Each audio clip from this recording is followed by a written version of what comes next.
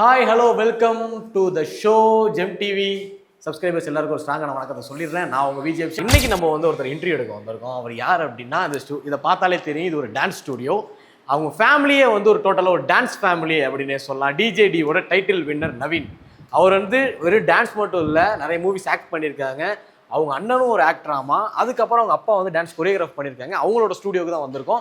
அவங்கள்ட்ட ஒரு சின்னதாக ஒரு இன்டர்வியூ கேட்டோம். ஆனால் அவங்க ஃபேமிலியோடய நமக்கு இன்டர்வியூ கொடுக்க போகிறாங்க. அந்த இன்டர்வியூவை நம்ம சேனலில் போட போகிறோம். ஒரு டோட்டலாக ஒரு ஃபன்னி எமோஷ்னலாக அந்த ஷோ போகுது. ஸோ நம்ம ஸ்டுடியோக்குள்ளே வந்துட்டோம், பார்க்கலாம்.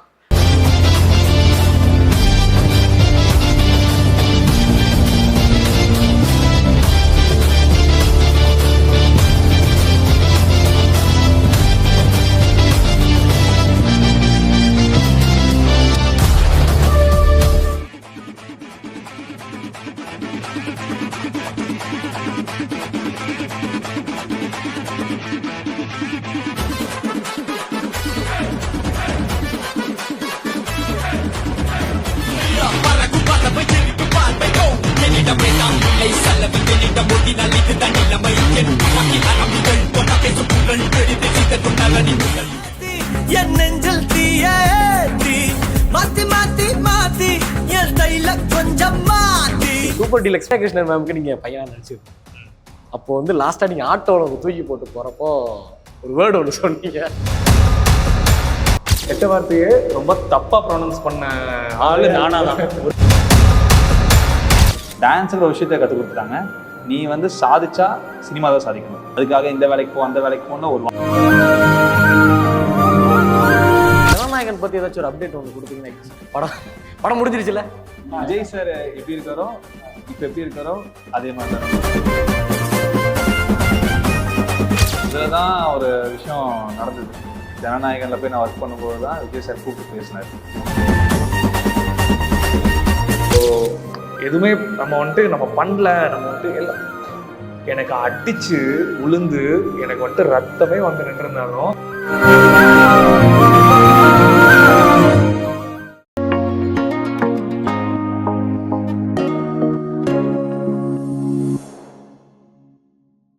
Welcome GeM TV subscribers. இன்னைக்கு இந்த ஷோல நம்ம செலிபிரிட்டியா யாரை கூட்டு வந்திருக்கோம் அப்படின்னா, ஒரு செலிபிரிட்டி. அதுக்கு முன்னாடி என்னோட ஃப்ரெண்டாவே இருந்திருக்காரு நவீன். Hi bro. எப்படி இருக்கீங்க? சூப்பரா இருக்கு. ஓகே, நம்ம இன்டர்வியூ கேட்டோம். கேட்டப்போ நாங்க நான் தனியெல்லாம் கொடுக்க மாட்டேன். அவங்க எப்படின்னா, அது ஒரு சரத்குமார் படம் வீட்டில் எல்லாம் சூரியம். நாங்க சூரியவம்சம் ஃபேமிலி. நாங்க ஃபேமிலியாவே கொடுத்துட்றோம் அப்படின்னு சொல்லி நம்ம சேனலுக்கு பெரிய கண்டென்ட்டாவே எடுத்து கொடுத்துருக்காரு. ரொம்ப தேங்க்ஸ் ப்ரோ. ஆக்சுவலா த ஸ்வீட் ஃபேமிலி அப்படி நீங்க இன்ட்ரோ பண்ணிருங்க ப்ரோ. ஆமா ப்ரோ. அம்மா, அப்பா, அண்ணா, மூணு பேரும். Okay bro. நவீன் ப்ரோ பத்தி நம்ம எல்லாருக்குமே தெரியும். டிஜேடியோட டைட்டில் வின்னர். அதுக்கு முன்னாடி நிறைய படத்தை நடிச்சிருக்காரு. சூப்பர் டீலக்ஸ், அதுக்கப்புறம் காக்கி சட்டை, அதுக்கப்புறம் மாஸ்டர், இப்போ ஃபீனிக்ஸ், அதுக்கப்புறம் நம்ம சிங்கப்பூர் சலூன், ஒரு வெப் சீரிஸ் ஒன்று பண்ணீங்க. ஒரு mad company, fight club, driver Jamuna, அந்த மாதிரி நிறைய படம் பண்ணி நிறைய பேர் பார்த்துருப்பீங்க. முக்கியமா கேர்ள்ஸ் ஃபேன்ஸ் அதிகமா இருக்காங்க நவீன் ப்ரோக்கு. தெரியும், உங்களுக்கே தெரியும்னு நினைக்கிறேன். அம்மா அப்பாவோட எல்லாம் இருக்கும். இவரோட வளர்ச்சி ரொம்ப அதிகமா இருக்கு. இந்த ஃபீல்ட்ல நீங்க டான்ஸரா இல்ல ஆக்டரா?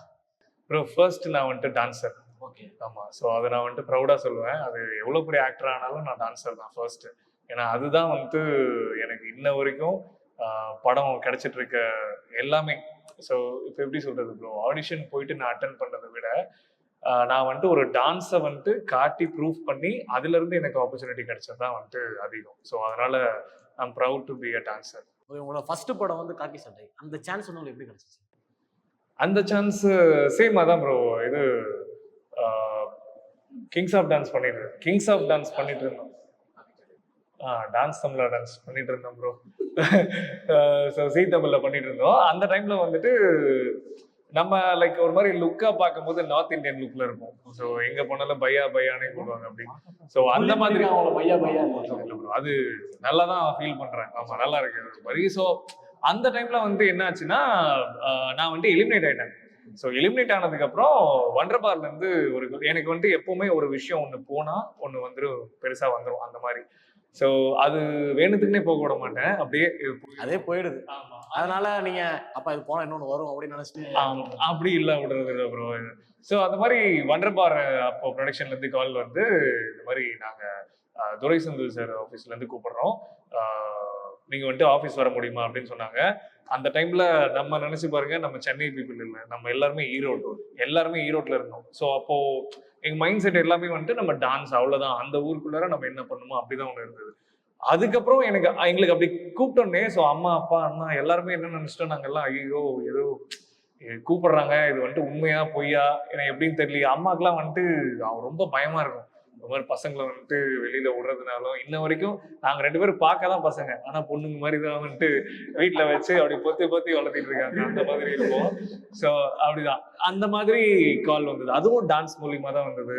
அண்ட் வந்துட்டு ஃபீனிக்ஸும் வந்துட்டு எனக்கு டான்ஸ் மூலியமா தான் கிடைச்சது. லால் சலாம்ல வந்துட்டு பண்ணி ஆடியோ லான்ச்ல டான்ஸ் பண்ணதுக்கு அப்புறம் அதுக்கப்புறம் நல்லரசு மாஸ்டர் அப்படி பார்த்து அப்படி கூப்பிட்டு அப்படிதான் மோஸ்ட் ஆஃப் த இது டான்ஸ் தான். ஆப்பர்ச்சுனிட்டி கிடைச்சதே பேஸ் வந்து டான்ஸ் தான் ப்ரோ. அப்பா வந்து டான்ஸ் மாஸ்டர். ஆமா ப்ரோ. ஆக்சுவலா எத்தனை வருஷம் ஃபுல்லா முன்னால இருந்து டான்ஸ் மாஸ்டர் இதான் ப்ரொஃபஷனலாவே? சின்னதுல இருந்து டான்ஸ் பண்ணுவேன். ஓகே.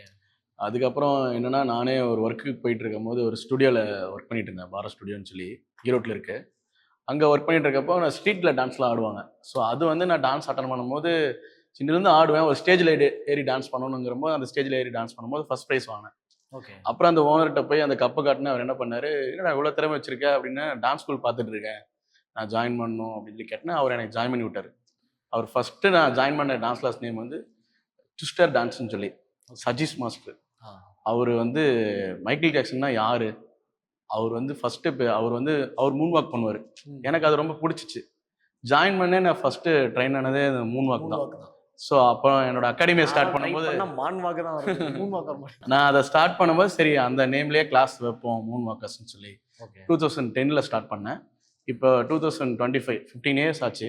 Okay, super. நான் மூவிலே இப்போ வந்து மாஸ்டராக இப்போ 2-3 ஆல்பம் சாங் ஒன்று பண்ணியிருக்கேன். மூவிலே ஒரு இண்டிபெண்டாக 2 சாங் பண்ணியிருக்கேன். அதுக்கப்புறம் மூவியில் பார்த்தீங்கன்னா ஆண்ட்ரியோட மூவி வந்து மூவியில் வந்து ஒரு சாங் ஒன்று மாண்டேஜ் பண்ணேன். அப்புறம் இவர் வச்சு ஒரு பிரேம்ஜி வச்சு ஒரு சாங் ஒன்று பண்ணேன், ஆல்பம் சாங். ஓகே. ஃபீச்சர் ஃபிலிமில் வந்து யாரோட டான்ஸ் ஆடிருக்கீங்க? நான் ஆடினது வந்து ராஜ்சுந்தர மாஸ்டரோட கொரியோகிராஃபியில் மகாராஜான்னு சொல்லி மம்முட்டி சாரோட படத்தில். ஓகே. அது வந்து மாவீரன் அதில் பண்ண மலையாளத்தில். ஓகே. அதுக்கப்புறம் இப்போ லியோவில் தினேஷ் மாஸ்டர் வந்து லியோவில் டான்ஸ் ஆடி. லியோவில் வந்து அந்த இதில் டான்ஸ் பண்ணேன். அப்புறம் சேகர் மாஸ்டர் வந்து அந்த கோட் மூவியில் மட்ட சாங் டான்ஸ் பண்ணேன். இப்போ கூலியில் ரஜினி சாரோட. ஆமாம், வரப்போ நான் ஃபோட்டோஸ் பார்த்தேன், அங்கே இருந்தது. அது எல்லாமே ஒவ்வொன்றும் ஒரு ஒர்க் பண்ணி தான் கிடச்சிது. இப்போ நான் சாங்கும் வந்து ஒரு நியூ ஹீரோ 2 பேர் உருவாக்கியிருக்கேன். அவங்க 2 பேர் டேட் கொடுத்தாங்கன்னா நான் சாங் பண்ணிடுவேன். ஹீரோ பார்த்தோட வில்லலாம் பார்த்துட்டு இருக்கேன். ஆக்சுவலாக 4 பேருமே டான்சர்ஸ். இவங்களும் ஃபிட்னஸ் பண்ணுறாங்க. Dancing family.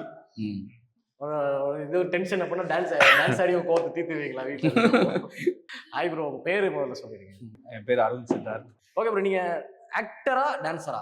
ஃபர்ஸ்ட் டான்ஸர் தான். First dancer. 2 பேருமே ஸ்டார்டிங் மெயின் ஒரு இதே வந்து டான்ஸர் தான். அதில் தான் எங்களோட ஜேர்னியாக ஸ்டார்ட் ஆச்சு. அதில் தான் எங்களுக்கு ஒரு ஹோப் கிடைச்சிது. ஓகே, நம்ம வந்து ஒரு பெட்டராக ஒரு ஆக்டராக போகிறதுக்கு ஒரு பெரிய ஒரு சப்போர்ட்டாக எங்கள் டான்ஸ் இருந்தது. ஸோ ஆக்டிங் எடுத்தனே நம்ம போனால் எதுவும் ப்ரூவ் பண்ண முடியாதுல்ல. டான்ஸ்னு இருக்கும்போது அது பெரிய சப்போர்ட்டாக இருந்தது. அதில் நல்லா ட்ரெயின் பண்ணாங்க. அதுலேயே அந்த ஒரு விஷயம் நிறைய ஆக்டிங்கோட ஸ்கில்ஸும் அதுலேயே நாங்கள் லேர்ன் பண்ணோம். அப்புறம் அப்படியே ஆக்டிங் இம்ப்ரெஷன்ஸ் எல்லாமே டான்ஸ்லேயே. அந்த நீங்கள் நடித்த படம் பேர் என்ன? நான் என்னோட ஃபர்ஸ்ட் படம் வந்து பார்த்தீங்கன்னா டான்சிங் டெவில்ஸ்ன்னு சொல்லி. Dancing devil's. அரவிந்த் ஸ்ரீதர் தான் டேரக்டர் பேர். ஓகே. சிம்பான்னு சொல்லி பரத் சார் வச்சு ஒரு படம் எடுத்திருப்பாரு. அந்த படத்தோட டேரக்டர் தான் சிம்பா. ஆக்சுவலா உங்க ஸ்டூடியோ பேரும் ஜிம்பான்னு சம்திங். அது ஜும்பா. அது ஸ்டைலா இல்ல அது ஃபிட்னஸ் ப்ரோ. ஃபிட்னஸ் ஏரோபிக்ஸ் மாதிரி ஜும்பா அப்படி சொல்லுவாங்க. அப்புறம் வந்து ஃபர்ஸ்ட் படம் அது முடிச்சாச்சு. நெக்ஸ்ட் குலசாமின்னு சொல்லி விமல் சார் நடிச்சாங்க. ஸோ அதுல ஒரு நெகட்டிவ் லீடா அதுல பண்ணிருக்கோம். விஜய் சேதுபதி சாரோட ஸ்டோரி அது. ஓகே. விஜய் சேதுபதி சார் தான் ஸ்டோரி ரைட்டர். அதுல டான்சிங் டெவில்ஸ்ல செகண்ட் லீடா பண்ணியிருந்தேன், ஹீரோ லீடா பண்ணியிருந்தேன். நெக்ஸ்ட் வந்து பாத்தீங்கன்னா தேர்ட் வந்து வேட்டையன் மூவில வந்து அதுல ஒரு எப்படி சொல்றதுன்னா ஹேக்கர் மாதிரி ஒரு ரோல், ஹேக்கரோட நான் பண்ணேன். யுவிஸ் கான்லாம் இருப்பாரு, அவர் கூட சேர்ந்து ஆக்ட் பண்ணிருந்தீங்களா? கிருத்திகா சிங்லாம் இருப்பாங்க, அவங்களாம் வந்து ஒரு இது பண்ணுவாங்க. அந்த சீன்ஸ் அப்போ நான் ஒரு ஆக்ட் பண்ணியிருந்தேன். பட் அது படத்துல வரல, அது சீன்ஸ் எதுவும் வரல, கட் பண்ணிட்டாங்க. தென் வந்து பாத்தீங்கன்னா ஒரு அமேசான் டைமுக்கு வந்து ஒரு வெப் சீரிஸ் ஒன்று பண்ணியிருக்கேன். ஒரு நெகட்டிவ் லீடா ஒரு வெப் சீரிஸ் பண்ணியிருக்கேன். அது சூன் ரிலீஸ் ஆக போகுது. ஓகே. இப்போ நீங்க சொன்னதுல வந்து என்னென்ன படம் ரிலீஸ் ஆயிருக்கு? இப்போதைக்கு எதுவுமே ரிலீஸ் ஆகவே இல்லை. எல்லாமே வந்து வெயிட்டிங் இருக்கு. ஓகே ஓகே வந்தா ஒரு பெரிய ஒரு பேங்கா இருக்கும். மதராசில பண்ணிருக்காரு. மதராசில வந்து அதுல ஒரு நெகட்டிவ் ஒரு ஷேடா ஒரு சின்ன ரோல் ஒன்று பண்ணியிருக்கேன். மதராசில பண்ணியிருக்கேன். இல்ல இவனுக்கான ரகடான ஒரு ஃபிலிம் கண்டிப்பா வரும். அதுல இவர் யாருன்னு கண்டிப்பா கண்டிப்பா அவருக்கு ஒரு மாடலான ஒரு படம் வரும். அந்த டைம்ல யாருன்னு காட்டிடலாம். இவரு மாடலா? ஆமா மாடல் லவ்ங்க மாதிரி தானே ஒரு பேசும். ரொமான்டிக் ஹீரோல அவரு. ஆக்டிங் ஒரு பக்கம் போச்சு. அப்புறம் டான்ஸோட ஜேர்னி லியோல நான் பண்ணியிருந்தேன். அதுல ஒர்க் பண்ணியிருந்தோம். லியோல 2 பேருமே கிட்டத்தட்ட நம்ம ஊர்ல இருந்து ஒரு 40 பேர் கிட்ட பண்ண வச்சிருந்தோம். அதுல ஒர்க் பண்ணியிருந்தோம். ராயன் படத்துல டான்ஸ் ஆடி இருக்கோம். நெக்ஸ்ட் வந்து பாத்தீங்கன்னா இந்தியன் 2ல பாபா பாஸ்கர் மாஸ்டரோட ஒர்க் பண்ணியிருக்கோம். அப்புறம் கோஆர்டினேட்டரா ஒர்க் பண்ணது வந்து பாத்தீங்கன்னா ஜனநாயகன் விஜய் சாரோட. இப்போ ஜனநாயகன்ல ஒர்க் பண்றீங்க? அதுல ஒரு சாங்ல கிட்ஸ் கோஆர்டினேட்டரா ஒர்க் பண்ணேன். கிட்ஸ் எல்லாம் இருந்தாங்க, அதை கோஆர்டினேட்டரா ஒர்க் பண்ணேன். ஜனநாயகன் பத்தி ஏதாச்சும் ஒரு அப்டேட் ஒன்று கொடுத்தீங்கன்னா. படம் முடிஞ்சிருச்சுல? விஜய் சார் எப்படி இருக்காரோ இப்ப எப்படி இருக்காரோ அதே மாதிரி தான் இருக்கும் படமும். விஜய் சார் இப்ப எப்படி இருக்காரோ அப்படிதான். அப்ப அரசியல் அது அரசியலா கூட இருக்கலாம், என் லுக் வைஸ்ல கூட இருக்கலாமே. ஏன் அரசியலாவே இருக்கணும்? டர்ன் பண்ணுங்க. லுக் வைஸ்னா கொஞ்சம் டெரரா இருக்கு. நம்ம படமே டெரரா தான் இருக்கும் அப்படின்னு நினைக்கிறேன். லாஸ்டா இப்ப கூலிலயும் டான்ஸ் பண்ணிருக்கேன். கூலி மூவிலையும் ஃபுல்லாவே டான்ஸ். இப்போதைக்கு ஃபுல்லாவே ஃபோக்கஸ் ஃபுல்லாவே டான்ஸ்ல தான். அது ரெண்டுமே நம்ம ஒன்னா மட்டும் இருந்ததுன்னா இங்க ஒர்க் ஆகாதுல்ல. ஸோ 2 விதமா இருக்கும்ல. சான்ஸ் கிடைச்சாலும் ஆக்டிங்ல அந்த வே பண்ணுவாங்க. அதுக்கான ஸ்பேஸ் இருக்கு அவங்களுக்கு. ஓகே. இப்போ அவங்க பார்க்குறப்ப எனக்கு ஒரு மாதிரி ஹாப்பியாக இருக்கு. என்னன்னா 2 பேரும் பேஷன். அதுவும் சினிமான்றது வந்து ஒரு பெரிய கடல்.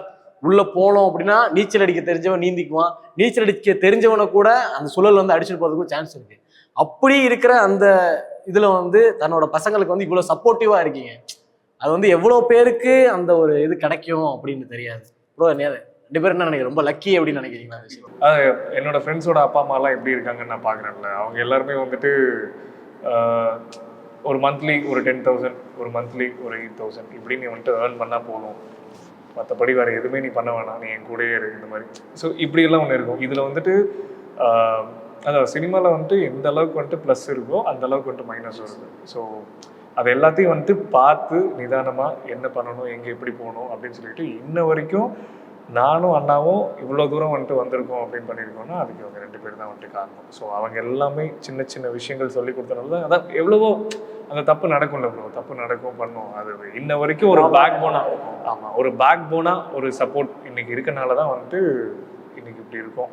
ஸோ இது வந்துட்டு எல்லா பேரண்ட்ஸுக்கும், எல்லா பேரண்ட்ஸும் வந்துட்டு அவங்களோட கிட்டுக்கு வந்துட்டு பண்ணணும்னு ஆசைப்படுறேன். எந்த ஃபீல்டாக வேணா இருக்கட்டும், அவங்க கிட் வந்துட்டு ஆசைப்பட்டாங்க அப்படின்னா அது அப்படி ஒன்று போகணும் அப்படின்னா அவங்க பேரண்ட்ஸ் வந்துட்டு ஃபுல் சப்போர்ட்டாக அப்படி வந்துட்டு இருந்துட்டாலே அவன் சாதிச்சிடுவான். ஸோ நீங்கள் ஃபஸ்ட்டு வீட்டில் ஆக்டர் ஆகணும்னு சொல்லிட்டு டான்ஸ் ஆகணும்னு சொன்னீங்க பிரதர். எப்படின்னா நாங்கள் அது ஒரு தானாக தோன்றுச்சு. எப்படின்னா நார்மல் லைஃப் வாழக்கூடாது.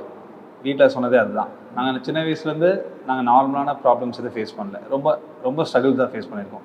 ஸோ நார்மலான ஸ்ட்ரகிள் ஃபேஸ் பண்ணுறதை தாண்டி நிறைய சின்ன வயசில் ஃபேஸ் பண்ணியிருக்கோம். அப்படி இருக்கும்போது நார்மலாக வாழக்கூடாது அப்படிங்கிற விஷயத்தில் ஸ்ட்ராங்காக இருந்தாங்க. பெருசாக சாதிக்கணும், நம்ம வந்து ஒருத்தங்க 2 பேர் தெரியக்கூடாது, ஒரு ஊருக்கு 2 பேர் ஊருக்கு தெரியக்கூடாது, ஒரு உலகம் முழுக்க தெரிகிற அளவுக்கு ஒரு பெரிய ஒரு ஆர்டிஸ்ட் ஆகணும், ஃபேம் ஆகணும், நிறையா சம்பாதிக்கணும் அப்படிங்கிற நிறைய விஷயம் வருது. நிறைய பேருக்கு உதவி செய்யணும் அப்படிங்கிறத தாண்டி பார்க்கும்போது என்ன ஃபீல்டு அப்படிங்கும்போது இதில் எல்லாமே கிடைக்குது. ஆமாம், மீடியாங்கும்போது அது பெரிய ஒரு ஸ்ட்ராங்காக பார்க்க பலமாக இருக்குங்கிறதுனால இதை சூஸ் பண்ணோம். தென் வந்து பார்த்திங்கன்னா நிறைய பேரண்ட்ஸ் வந்து பார்த்திங்கன்னா எப்படி நினைக்கிறாங்கன்னா, ஓகே இதில் ஒர்க் பண்ணால் போதும், 10,000 சம்பாதிச்சா போதும், 50,000 சம்பாதிச்சா போதும், ஏதோ ஒரு வேலைக்கு போனால் போதும் அப்படிங்கிறத தாண்டி சின்ன வயசுலேருந்தே பசங்க வந்து ஒரு ஹீரோ ஆகணும் அப்படின்னே பேரண்ட்ஸ் ஃபிக்ஸ் பண்ணிட்டாங்க. அவங்களோட அந்த வைப்ரேஷன் தான் எங்களை அந்த பாதையில் கொண்டு போக வச்சுது. அண்ட் தென் அதை தாண்டி வந்து பார்த்திங்கன்னா சொல்ல வந்தேனே என்னன்னா, இப்போ மற்ற எங்கள் ஃப்ரெண்ட்ஸ்லாம் இருக்காங்க, மற்ற ஜாப் பண்ணுறாங்க, அதுக்கு பேரண்ட்ஸ் எந்த அளவுக்கு சப்போர்ட் பண்ணுறாங்கிறது தெரியும். பட் வந்து இதில் இந்த சினிமாவில் ஜேர்னியில் நம்ம பார்க்குறோம்ல, நிறைய பேர் வந்து ஆக்டிங்கில் நிறைய பேர் பார்க்குறோம்ல, அவங்க வீட்டிலேருந்தே அவங்க பேரண்ட்ஸ் எந்த அளவுக்கு சப்போர்ட் பண்ணுறாங்கன்னு கேட்டால் யாருமே கிடையாது. அந்த பசங்க இருந்து வேறு ஏதோ ஒர்க் பண்ணிவிட்டு அப்புறம் அப்படி ஆக்டிங்கை, நீங்களுமே அப்படி தானே, அந்த வேறு ஒரு ஒர்க் பண்ணிவிட்டு அப்படி ஆக்டிங்கில் நீங்கள் இது பண்ணிட்டு இருக்கீங்களே, அந்த ஒரு கஷ்டம் எங்களுக்கு பேரண்ட்ஸ் கொடுக்கல. டான்ஸுங்கிற ஒரு விஷயத்தை கற்றுக் கொடுத்துட்டாங்க. நீ வந்து சாதிச்சா சினிமா தான் சாதிக்கணும், அதுக்காக இந்த வேலைக்கு போ அந்த வேலைக்கு போன ஒரு வார்த்தை கூட சொன்னது கிடையாது. அது வந்து எனி டைம் ஒர்க் அவுட். அந்த டான்ஸுங்க இருக்கிறதுனால அவங்களுக்கு அது பண்ணும்போது ஒரு நல்ல ஒரு வைப்பு. எப்படின்னா இவங்க யாரை வேணா டைரக்டரோ ப்ரொடியூசரோ யாரையாவது மீட் பண்ணணும் அப்படின்னா இவங்க டான்ஸ் மூலயமா கண்டிப்பாக இவங்க யாருன்னு காட்டலாம். ஸோ அதில் அந்த ஸ்கில் இருக்குது. அப்புறம் ஆக்டிங் வந்து இன்ட்ரெஸ்டாக பண்ணாங்கன்னாவே ஆட்டோமேட்டிக்காக போயிடுவாங்க. எனக்கு என் ஒய்ஃப்க்கு என்ன இதுனா, இங்கே தமிழ் சினிமாவில் நல்ல ஒரு ஹீரோவை நம்ம கொடுக்கணும். எங்களுக்கு 2 பேர் 2 ஹீரோ கொடுக்கணும். அது 2 பேருமே செலக்ட் பண்ணாலும் 2 பேர் வச்சு ரெடி பண்ணி அந்த ஒரு பிளஸிங் எங்களுக்கு இருக்கு. எங்க பேரண்ட்ஸ் வந்து இதில் தான் போய் சாதிக்கணும் அப்படின்னு பேஷன் சப்போர்ட் பண்றதுக்காக அந்த ஒரு பிளஸ்டாக நாங்கள் ஃபீல் பண்றோம். கண்டிப்பாக அது வந்து பேஷனேட் யாரார் இந்த இன்டர்வியூ பார்க்குறாங்களோ சத்தியமாக அவங்க வந்து இதை பார்த்து பொறாமப்படுவாங்க அப்படின்னு சொல்லலாம். இல்லை, நீங்கள் சொன்ன அந்த வார்த்தை நல்லா இருந்துச்சு. எப்படின்னா கொஸ்டினே நல்லா இருந்துச்சு. எப்படின்னா பேரண்ட்ஸ் வந்து இந்த அளவுக்கு வந்து சினிமாவில் வந்து கண்டிப்பாக மீடியாவில் சொல்லிட்டோம்னால இப்போ எங்கள் வீட்லேயும் எடுத்துட்டோம்னா நான் வந்து வேலையை அப்படின்னு சொல்லிட்டு வந்தோம்னா சரி ஆக்சுவலி என்னன்னா அவங்க வந்து நாங்கள் எல்லாமே பாண்ட்லேருந்தே டான்ஸ் ஃபேமிலியில் வந்தவங்கன்னு வியூவர்ஸ் நினச்சிக்கிறாங்கன்னா எல்லார் மாதிரியும் நார்மல் ஃபேமிலியிலேருந்து டான்ஸுனா வீட்டில் வந்து இந்த டான்ஸு இந்த ஆட்டம் பாட்டம்லாம் இருக்கக்கூடாதுன்னு சொன்ன ஃபேமிலியிலேருந்து வந்தவங்க தான். ஸோ சினிமானா ஒரு தப்பான ஒரு கண்ணோட்டத்தில் பார்க்குற ஃபேமிலியிலேருந்து வந்தவங்க தான். அப்புறம் நாங்கள் இப்போ இவர் டான்ஸில் இருக்கும்போது அப்புறம் நாங்கள் மேரேஜ் ஆகிட்டு நம்ம பசங்க வந்து செலிப்ரிட்டிஸாக தான் நம்ம உருவாக்கணும். கண்டிப்பாக ஒரு செலிப்ரிட்டியாக தான் நம்ம கொண்டு வரணும் அப்படின்றதுக்கு பேஸ் வந்து டான்ஸ் இருக்குது. ஸோ இந்த டான்ஸை வந்து எவ்வளோ தூரம் கொண்டு வர வச்சு அவங்கள வந்து நல்ல ஒரு டான்ஸர்னு ப்ரூவ் பண்ண வைக்கணுமோ அது பண்ணியாச்சு. இதோட அடுத்த லெவல் என்ன அப்படின்னு யோசிக்கும் போது மூவி சினிமா தான். அது வந்து நாங்கள் எங்கள் பசங்களை மட்டும் பண்ணலை, எங்ககிட்ட வர ஸ்டூடெண்ட்ஸும். இப்போ ஈரோடு அப்படிங்கிற ஒரு ஊரில் டான்ஸுக்கு அனுப்புறதே வந்து ஒரு பெரிய விஷயம். அதாவது நல்ல டிசிப்ளினாக இருக்காங்க, அவங்க நாலேஜ் வந்து டான்ஸ் எஜுகேஷன் மாதிரி தான் டான்ஸையும் நாங்கள் ஒரு கரிக்குலமாக கொண்டு போனோம். நெக்ஸ்ட்டு வந்து சரி இதுக்கப்புறம் ரியாலிட்டி ஷோஸில் ஸோ ஒரு கிட்ஸை வந்து ட்ரெயின் பண்ணிகிட்டே இருக்கோம். ஆனால் அவங்க டேலண்ட்டை வந்து எப்படி நம்ம வந்து வெளிப்படுத்துறது, ஸோ காம்படிஷன் அப்படின்னு சொல்லி ரியாலிட்டி ஷோஸில் வந்து எங்கள் கிட்ஸு கிட்டத்தட்ட ஒரு 7-8 ரியாலிட்டி ஷோஸ் பண்ணியிருக்காங்க இந்த 15 இயர்ஸில். நவீனமே ஒரு 7 ரியாலிட்டி ஷோஸ் பண்ணியிருக்காங்க. ஸோ இதுக்கப்புறமா தான் நாங்கள் வந்து ஃபஸ்ட்டு பிகில் மூவி தான் தளபதி மூவியில் தான் ஃபஸ்ட்டு எங்கள் கிட்ஸு வந்து பண்ணாங்க.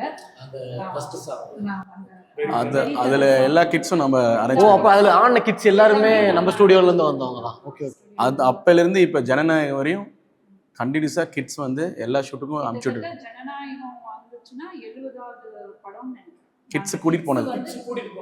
படம் பண்ணிருக்கீங்க. பொன்னியின் செல்வன்ல இருந்து எல்லா பெரிய படம். ஸோ அதனால என்னன்னா நாங்க சொல்லிக்கிறது பேரண்ட்ஸ்க்கு சொல்லிக்கிறது, இப்போ எங்க ஆம்பளை பசங்க எங்க ஃபேமிலியில எல்லாமே எதிர்ப்பு தான். பசங்களை வந்து இந்த மீடியாக்குள்ள கொண்டு போகாதீங்கன்னு சொல்லி எல்லாருமே எங்களை டோட்டலாக கொஞ்சம் நாங்கள் ரொம்ப கீழே அடித்தட்டத்துல இருந்து தான் மேலே வந்திருக்கோம், கொஞ்சம் கொஞ்சமாக தான் வந்திருக்கோம். அப்போ எல்லாருமே ஒதுக்குனாங்க, இவங்க எல்லாமே ஸ்பாயில் பண்ணுறாங்க, பசங்கள்லாம் கெட்டு போயிடுவாங்க அப்படின்னு. ஆனால் நாங்கள் வந்து எவ்வளோ கஷ்டத்துலேருந்து வந்திருக்கோங்கிறது குழந்தைங்க பார்த்துருக்காங்க, அவங்களுக்கு சொல்லி சொல்லி கொடுத்து தான் வளர்த்திருக்கோம்.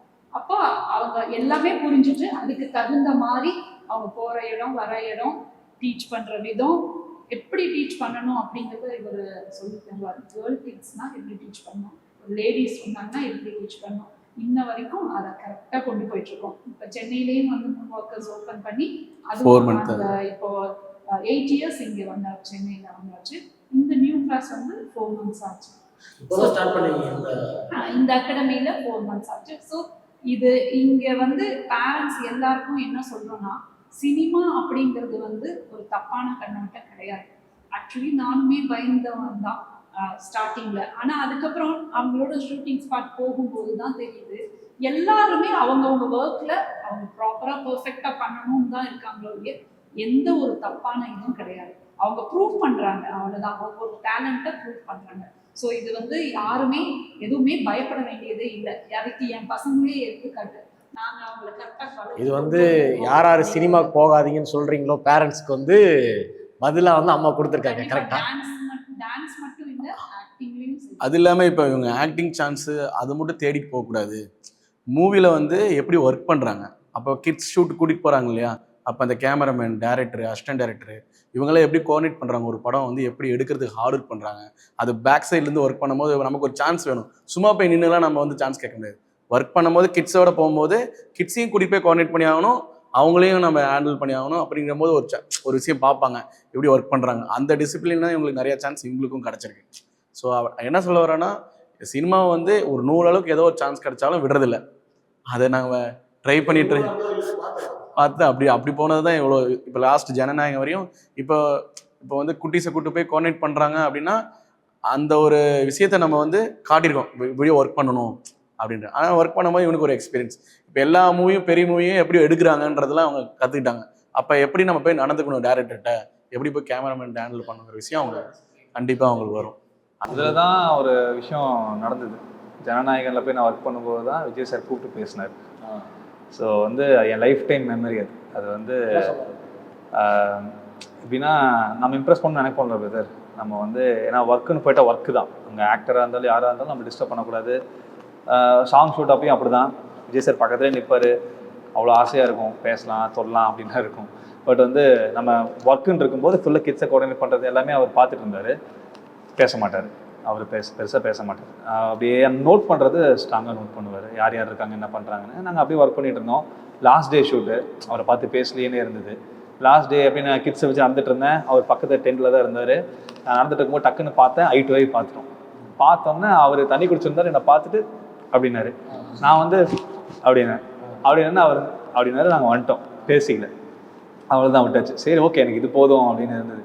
இன்னொரு நாள் நம்ம கிட்ஸுக்கு ஆக்டிங் ஷூட்டு கூட்டு போயிருக்கும்போது நைட் ஷூட்டு பீச்சில் எடுத்துகிட்டு இருந்தாங்க. அப்போ எடுத்துகிட்டு இருக்கும்போது இன்றைக்கி எப்படியோ அவர்கிட்ட பேசணும் அப்படின்னே இருந்தது. நான் ஃபுல்லாக கிட்ஸுக்கு ஒர்க் பண்ணுறது இதெல்லாம் பார்த்துட்டு இருந்தார். அவர் ஷார்ட்டுகள் எடுக்கிறது, கிட்ஸை எப்படி ஹேண்டில் பண்ணுறதுலாம் பார்த்துட்டு இருந்தார். கடை நடந்துட்டு இருந்தேன். பார்த்துட்டு அப்படின்னாரு. டக்குன்னு நான் பார்த்துட்டு திரும்பிட்டேன். ஐயோ நம்மள தான் கூப்பிட்றாரு என்ன பயந்துருச்சு. பாடி கார்ட்ஸ்லாம் நிற்கிறாங்க. அப்புறமா வந்து அவர் அப்படின்னாரு. அப்புறம் பக்கத்தில் போனோம். சரி நம்ம போனால் டக்குன்னு பாடி கார்ட்ஸ் நிறுத்திட்டு என்ன பண்ணுறதுன்ட்டு கிட்ஸை மட்டும் அனுப்பிச்சு விட்டேன். இப்போ நீ நிறுத்துவியா அப்படின்னு. அப்புறம் கிட்ஸு போனோன்னே அதில் ஒரு பாப்பா நம்ம கிளாஸ் தான். அவள் என்ன சொன்னால், இந்த மாதிரி காரில் வந்துட்டு இருக்கும்போது ஒரு விஷயம் சொன்னான். நான் சொன்னேன், நான் இன்னைக்கு கண்டிப்பாக விஜய் சார் கிட்ட பேசுவார். ஏன்னா எனக்கு அதாவது பர்சனல் டச் இருக்குது. எனக்கும் விஜய் சாருக்கும் என்னமோ தெரியல, பேசுனதில்லை, பட் ஒரு பர்சனல் டச் இருக்குது. இன்னைக்கு கண்டிப்பாக விஜய் சார் கிட்ட பேசுவார். பேசும்போது நீ இது சொல்லு அப்படின்னு சொல்லி கார்லேயே நான் சொல்லி தான் கூப்பிட்டு போனேன். அதே மாதிரி அவளும் வந்து சொன்னா. அப்போ நான் சொன்னேன், சார் வந்து பாப்பா உங்கள்கிட்ட சொல்லணும்னு சொல்லி ஒன்று சொல்கிறா அப்படின்னு சொல்லி சொன்னேன்னா, என்னம்மான்னு நான் சொல்ல மாட்டேன் அப்படின்னா, ஐயோ மணியோட சொல்லுமா அப்படி.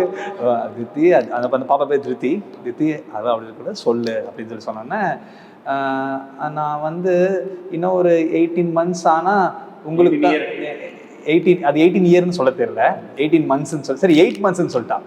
நான் இன்னும் ஒரு 8 months ஆனால் உங்களுக்கு தான் ஓட் போடுவேன் அப்படின்னா. அப்படின்னா அவர் உட்காந்து கேட்டோன்னே அப்படின்னாரு. செம அழகா இருந்தது பார்க்கும்போது. அப்புறம் அவர் நீங்கள் என்ன பண்ணுறீங்க, உங்கள் பேர் என்ன, வேற என்ன பண்ணிட்டு இருக்கீங்க, கிளாஸ் என்ன, இதெல்லாம் பண்ணிட்டு இருக்கீங்களா, நம்ம ஒர்க் பண்ணதெல்லாம் சொன்னேன். அப்படியா சரி சரின்னு சொல்லி அவர் கேஷுவலாக பேசினார். சரி நான் நீங்கள் ரிலாக்ஸாக இருங்க, நான் அப்புறம் பேசலான்னு சொல்லி நானும் வந்துட்டேன். அப்புறம் போகும்போது அவருக்கு அண்ணா கிளம்பிட்டீங்களா அப்படின்னு பேசினேன். அவரும் நின்று கிளம்பிட்டப்பா, see you soon பார்க்கலாம் அப்படின்னாரு. ஆனால் கேட்கல நான் என்ன see you soon அப்படின்னாரு. டக்குன்னு ஓடி போய் கையில் இருந்து கண்டிப்பாக பார்க்கலாம்ண்ணா